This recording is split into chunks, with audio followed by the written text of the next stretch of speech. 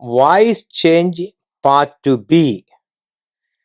In this session, we are going to discuss the conversion of voice with regard to imperative, interrogative, and to object modal type.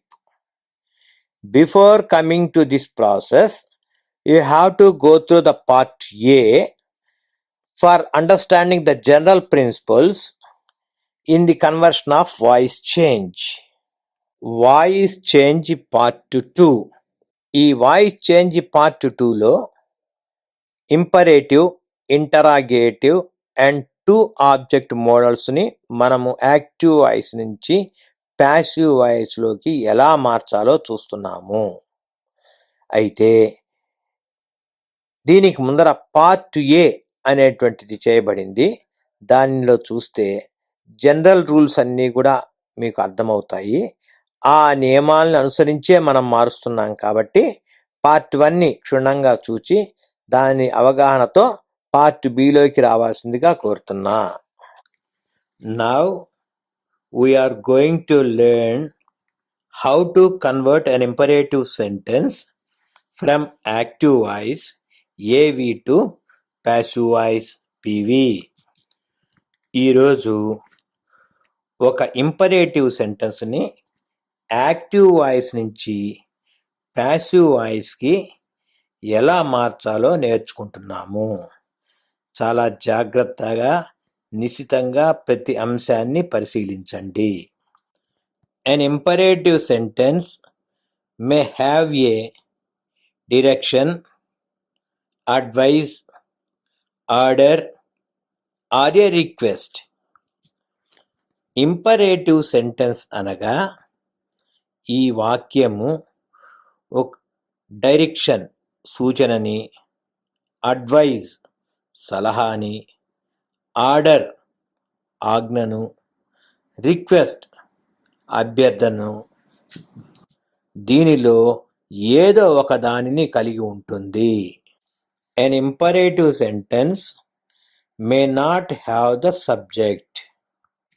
Subject may be you, that is understood or omitted. See the example. Post the letter. See the example. Post the letter. May be the subject you, that is omitted. An imperative sentence may not have the subject. Subject may be you, that is understood or omitted. See the example. Post the letter. May be the subject you, that is omitted. Imperative సెంటెన్స్లో subject లేదా కర్త చూపబడదు. సహజంగా ఆ స్థానంలో you అయి ఉంటుంది. దాన్ని చూపము, మనసులో మాత్రమే పెట్టుకుంటాము. సహజంగా ఇంపరేటివ్ సెంటెన్స్ యొక్క స్ట్రక్చర్ లేదా నిర్మాణము ఈ విధంగా ఉంటుంది. Verb plus object. కానీ వెర్బ్కు ముందర సబ్జెక్ట్ యు ఉన్నట్టుగా భావించాలి. ఇది ఇచ్చిన వాక్యంలో కనబడదు మన భావన. ఈ వాక్యము యాక్టివ్ వాయిస్లో ఉంది అనుకుంటే దీన్ని ప్యాసివ్ వాయిస్లోకి మార్చేటప్పుడు లెట్ అనే సహాయక క్రియతో ప్రారంభమవుతుంది. Let plus subject plus be form plus V3 plus సంథింగ్గా ప్యాసివ్ వాయిస్ని రాస్తాము. ఉదాహరణగా పోస్ట్ ద లెటర్ అనే ఈ వాక్యాన్ని తీసుకుంటే ఇది యాక్టివ్ వాయిస్లో ఉంది అని చెప్పుకుంటాము. ఈ యాక్టివ్ వాయిస్ ఏవీలోంచి ప్యాసివ్ వాయిస్ పీవీలోనికి మార్చడానికి ఈ క్రింది నియమాల్ని పాటించాలి. 1. ఇచ్చిన వాక్యంలోని వెర్బ్ను, ఆబ్జెక్టుని గుర్తించండి. పోస్ట్ వెర్బ్ అవుతున్నది, ద లెటర్ ఆబ్జెక్ట్ అవుతున్నది. ఇలాంటి వాక్యాల్ని ప్యాసివ్ వాయిస్లోకి మార్చేటప్పుడు రెండవ నియమంగా లెట్తో ప్రారంభిస్తాము. మూడో నియమంగా ఇచ్చిన వాక్యం యాక్టివ్ వాయిస్లో ద లెటర్ని ఇక్కడ సబ్జెక్టు స్థానానికి తెస్తాము, అంటే లెట్ తర్వాత వ్రాస్తాము. ప్రిన్సిపల్ 4, బి రూపంగా ఇక్కడ బీనే వస్తుంది. తరువాత వెర్బ్ యొక్క మూడో రూపంగా ఐదో నియమంగా రాస్తాము. పోస్ట్ అనే వెర్బ్కు పోస్ట్, పోస్టెడ్, పోస్టెడ్, కాబట్టి ఇక్కడ పోస్టెడ్ అనేటువంటి మూడవ రూపం వస్తుంది. ఫలితంగా ప్యాసివ్ వాయిస్లో let the letter be posted అని వస్తుంది. బై యు మనసులో ఊహించుకుంటాము. ఇచ్చిన వాక్యము అడ్వైజ్ అనో, ఆర్డర్ అనో, రిక్వెస్ట్ అనో స్పష్టంగా అర్థమైతే యు ఆర్ అడ్వైజ్డ్ అని కానీ, యు ఆర్ ఆర్డర్డ్ అని కానీ, యు ఆర్ రిక్వెస్టెడ్ అని కానీ సందర్భోచితంగా ఈ ప్రారంభాలతో వాయిస్ చేంజ్ మొదలెడతాము. If you clearly know the given sentence active voice may be an advice, order or request, you start the passive voice with the beginning as you are advised, you are ordered, or you are requested. For example, see the doctor. It is an active voice. It is an advice. Its passive voice is you are advised to see the doctor. See the doctor అనే వాక్యము advise కాబట్టి దాని passive voice you are advised to see the doctor అవుతుంది. మరొక ఉదాహరణ, don't smoke. It's a negative sentence. So here we write the passive voice, you are advised not to smoke. You just here observe the place of not. ఇలాంటి negative సెంటెన్సుల్ని active voice నుంచి passive వాయిస్లోకి మార్చేటప్పుడు V3 తర్వాత, అంటే verb యొక్క మూడవ రూపం తర్వాత not ఉంచి తర్వాత ఇన్ఫినిటివ్ రూపంలో వెర్బ్ని కంటిన్యూ చేస్తాం. ఈ విధంగా వాయిస్ చేంజ్ చేస్తాము. In English, advise is a word used for youngers and suggestion for elders. One must remember. Advise అనేది పిల్లలకు, సూచన అనేది పెద్దలకు ఇవ్వవలసి ఉంటుంది.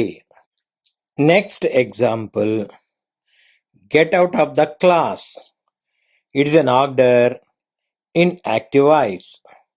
Its passive voice is you are ordered to get out of the class.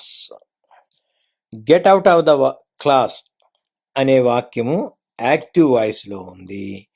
దాన్ని passive వాయిస్లోకి మార్చేటప్పుడు you are ordered to get out of the class అవుతుంది. అదే రిక్వెస్ట్ విషయంలో చూస్తే ప్లీజ్ హెల్ప్ ద పూర్. దీన్ని ప్యాసివ్ వాయిస్లోకి రాసేటప్పుడు you are requested to help the poor. Please help the poor ఇది యాక్టివ్ వాయిస్లో ఉంది. దీన్ని ప్యాసివ్ వాయిస్లోకి రాసేటప్పుడు you are requested to help the poor అని రాయవలసి ఉంటుంది. Now let's observe interrogative sentence. Interrogative sentence starts with the two kinds of sentences. Number 1, starting with helping verbs like do, did, have, will, can, and etc. 2, starting with the WH questions. WH questions means who, what, when, which, like that, etc. But every sentence ends with a question mark. ఆంగ్లంలో interrogative sentence 2 రకాలుగా ప్రారంభమవుతుంది. Helping వెర్బ్తో start అయ్యే వాక్యాలు, ఉదాహరణ do, did, have, will, can, etcetera. అలానే WH క్వశ్చన్తో కూడా start అవుతాయి. Who, which, when, why, like that. To make interrogative sentence in English, inversion takes place. Inversion means the helping verb precedes the subject of the sentence. అంటే ఆంగ్ల భాషలో ప్రశ్నను వ్రాయాలి అంటే inversion అనే ప్రక్రియ ఉంటుంది. ఇన్వర్షన్ అంటే సబ్జెక్టుకు ముందు హెల్పింగ్ వెర్బ్ రాయవలసి ఉంటుంది. అంటే హెల్పింగ్ వెర్బ్ తర్వాతనే సబ్జెక్ట్ వస్తుంది. ఇలా రాస్తే వాక్యం చివరన క్వశ్చన్ మార్క్ కూడా పెట్టడం జరుగుతుంది. ఈ విధంగా ఇంటరాగేటివ్ సెంటెన్స్ ఇంగ్లీష్లో రాస్తూ ఉంటారు. ఇలాంటి వాక్యాలను వాయిస్ చేంజ్ ఎలా చేయాలో కింద చూద్దాం. See the example. Do you like games? It is an interrogative sentence in active voice. To change it into passive voice, we have to follow the principles we studied earlier. Hence, the sentence will be like this in passive voice. Are games liked by you? In the process of inversion, B form are precedes the subject games. One more example. When do you do homework? This is an interrogative sentence in active voice starting with the WH form, WH question. So, when we convert into passive voice, we get a sentence like this. When is homework done by you? ఇందులో అన్నిటికన్నా ముందు when, తరువాత B రూపమైన is వచ్చిన తరువాత homework అనే సబ్జెక్టుతో start అవుతుంది. When is homework done by you అనే వాక్యం ప్యాసివ్ వాయిస్గా మారుతుంది. To object model. In English language, a few verbs can have two objects, indirect object and direct object. Such a sentences can have two passive voices as given below. ఆంగ్ల భాషలో కొద్ది క్రియలకు రెండు ఆబ్జెక్టులు వస్తాయి, indirect object, direct object. వీటిని voice change చేసినప్పుడు రెండు రకాల ప్యాసివ్ వాయిస్లు వస్తాయి. క్రింద పరిశీలించండి. See the example. Mr. Rao taught us English. It is in active voice. Mr. Rao subject, taught verb, us object 1, English object 2. It has two passive voices. Number 1, we were taught English by Mr. Rao. The second one is English was taught to us by Mr. Rao.